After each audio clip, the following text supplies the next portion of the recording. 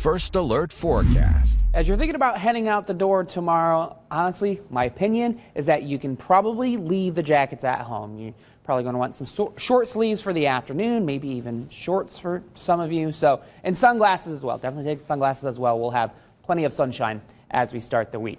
At the bus stop in the morning, might be a smidge chilly for some of the kids. Temperatures around 7 a.m. will be around 57 degrees. This is about as cool as we're going to get overnight and tomorrow morning. But we warm up pretty quickly in the afternoon.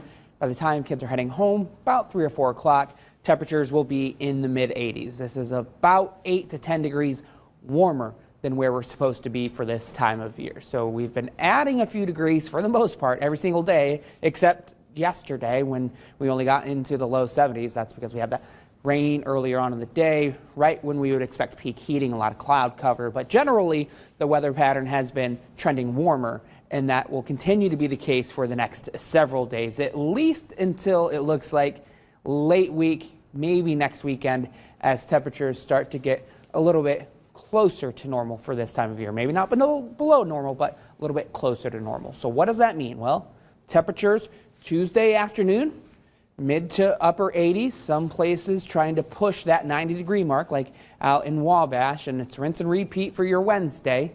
Highs in the mid to upper 80s. So we've got a fairly warm stretch ahead. Fortunately, the humidity is going to be low, so it's going to feel more like a dry oven or maybe a hair dryer than it will be the tropics. But still, this is pretty warm for this time of year. And through the week ahead, for the most part, we're not tracking a lot of rain chances. And that's both good news for outdoor plans, but not good news because we expect the drought conditions to worsen. Everywhere in the shade of brown that extends into Whitley County, Huntington, parts of Allen County, and back into Paulding and Van Wert, this is moderate drought. This is level 1 out of 4. Thanks to the lack of rain in the week ahead and the fact that, honestly, yesterday's rain did not amount to much, I expect drought conditions to worsen. Over the past, I'd say 30 days, we can take an estimate and look here. Northeast Indiana has only received about half of the precipitation that we're supposed to receive. That's what that orange color shows. And I expect over the next 7, maybe 10 days, we're not getting a lot to turn the drought conditions around. So keep up on the watering. You can see how low the rain chances are this week. It's not until we get to Friday that we're seeing a slight bump in that precipitation. So we're going to jump forward on future track. Skip all the way ahead to Friday.